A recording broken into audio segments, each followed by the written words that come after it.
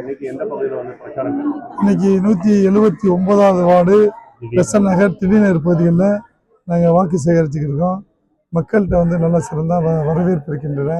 மக்கள் வந்து அச்சப்படுறது வந்து நாங்கள் குழந்தைகள் பெண் குழந்தைகளை வச்சுக்கிட்டு நாங்கள் வந்து வாழவே முடியல, என் குழந்தைகளை விட்டுட்டு வேலைக்கு போக முடியல, தெருவில் விட்டுட்டு போக முடியல, நாங்களே வந்து ரொம்ப சிரமப்பட்டுக்கிட்டு இருக்கோம், வீட்டை பூட்டி போட்டுட்டு குழந்தைகளை வச்சு பூட்டிட்டு போட்டுட்டு போகிற நிலைமை இருக்குது அப்படின்னு மக்கள் வந்து ரொம்ப வேதனைப்படுறாங்க. அதே மாதிரி இந்த பகுதியில் இருக்கிறவங்களுக்கு குடிநீர் வந்து இல்லை அப்படிங்கிறாங்க. அதெல்லாம் நாங்கள் சரி செய்வோம்னு சொல்லியிருக்கோம். அதே மாதிரி இளைஞர்கள் வந்து எங்களுக்கு வந்து விளையாட்டுக்கு தடல் இல்லை, பார்க்கு கிடையாது, எங்களுக்கு வந்து கிரிக்கெட் கிரவுண்டோ ஒரு வந்து வாலிபால் கிரவுண்டோ ஒரு டென்னிஸ் கிரவுண்டோ இந்த மாதிரி கிரவுண்டு கிடையாது அப்படிங்கிறத நான் வந்து பண்ணித்தரேன் அப்படின்னு கேட்டிருக்காங்க. அதை நான் வந்து பண்ணித்தரப்பா அப்படின்னு சொல்லியிருக்கேன். அந்த மாதிரி ஏதாச்சும் பண்ணி கொடுத்தா அந்த இடத்துல போய் நின்று பேச சொல்லுங்க, இது நான் தான் பண்ணி கொடுத்தேன்னு சொல்லி அவர் சொல்ல சொல்லுங்க. அது வந்து வாய்க்கு வந்தது, வாய் பிடிச்சது, இது பிடிச்சது, இப்போ வாங்கா பிடிச்சதுன்னு எது வேணாலும் பேசிட்டு போயிடலாம். அது மாதிரி அவர் எதுக்குமே இந்த தொகுதியில பண்ண கிடையாது. அதே மாதிரி வந்து அவர் என்ன பண்ணிருக்காருன்னா அரசு நிலங்களை பிரைவேட்டுக்கு வந்து வாடகைக்கு விட்டு அதன் மூலியமா வந்து ஒரு பேச்சு வச்சுக்க டென்னிஸ் கிரவுண்டு அந்த பிளே கிரவுண்டு எல்லாம் வந்து வாடகைக்கு விட்டுருக்காரு. அதுல போய் யாரு விளையாண்டாலும் பணம் கட்டணும்.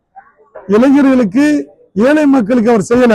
அரசு நிலங்களை கோயில் நிலங்களை வாடகைக்கு டெண்டர் மாதிரி எடுத்து முதலாளிகளுக்கு வந்து அந்த வாடகையை கொடுத்து அதன் மூலியமா பணம் செலவழிக்கிறாரு. பிராமியா இருந்து அவர் சம்பாதிக்கிறாரு.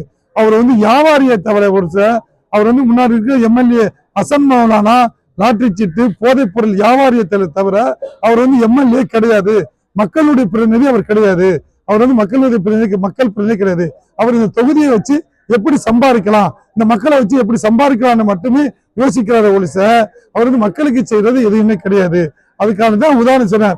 அவர் வந்து சொல்லியிருக்காரு, நேற்று பேசியிருக்காரு, எப்படி சொல்றாருன்னா நான் வந்து கிரவுண்ட் எல்லாம் பண்ணி கொடுத்துருக்கேன்னு, டென்னிஸ் கிரவுண்ட் போட்டு கொடுத்துருக்கேன், அந்த கிரவுண்ட் எல்லாமே நீங்க பாருங்க, அந்த இடத்துல போய் நின்று அவருக்கு நான் அதை வந்து ஃப்ரீயா பண்ணி கொடுங்க காமி சொல்லுங்க.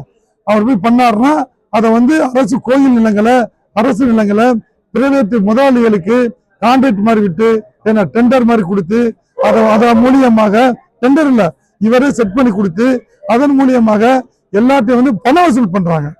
நீங்க ஒரு மணி நேரம் விளையாண்டா இவ்வளவு ரூபா, இந்த மாதிரி இதான் வந்து ஏழை மக்களுக்கு செய்யறது, இதான் இளைஞர்களுக்கு செய்யறது, அந்த மாதிரி ஒண்ணு காமிச்சலு அந்த மாதிரி தான் இவர் பண்ணிருக்காரு. ஒரு வேளச்சேரி தொகுதியில வேற எந்த இதுவும் மக்களுக்கு பயன் தரும் வகையில எதுவுமே பண்ணல. இந்த போதைப் பொருட்களுக்கு வந்து தலைவனே ஹசன் மௌலானானே சொல்லலாம். ஏன்னு கேட்டா உத்தண்டில அவருடைய ரெசார்ட், அந்த ஈசியால இருக்கிற ரிசார்ட்ல பூராமே நைட்டு நேரங்கள்ல போதைப் பொருட்களை வந்து புழக்க விடுறது, நைட் நேரங்களில் போதைப் பொருட்களை செயல் பண்றது, இதான் அவருக்கு வேலை. நைட்டு 1 மணிக்கு 3 மணிக்கு நடந்த அந்த ரிசார்ட்ல நடந்த அந்த போதைப் பொருள் அந்த பார்ட்டியை போய் இவர் தான் வந்து அவங்களை பூரா ரிலீஸ் பண்ணி விடுறாரு. அதற்கு இன்னைக்கு வரைக்கும் இந்த அரசு கேஸ் போடல. அவரையே மீண்டும் வந்து இந்த தொகுதியில வந்து வேட்பாளர் நிப்பாட்டிருக்காங்க. அப்ப எவ்வளவு விலைக்கு எவ்வளவு மோசமான ஒரு போதைப் பொருள் விற்கிற ஒரு எம்எல்ஏ வந்து மீண்டும் இந்த திராவிட முன்னேற்ற கழக அரசு இந்த தொகுதி நிப்பாட்டிருக்குன்னா இந்த தொகுதி எப்படி இருக்கும், இந்த மக்கள் எப்படி இருப்பாங்க, மீண்டும் பயந்துட்டு வாழ்ந்துட்டு இருக்காங்க.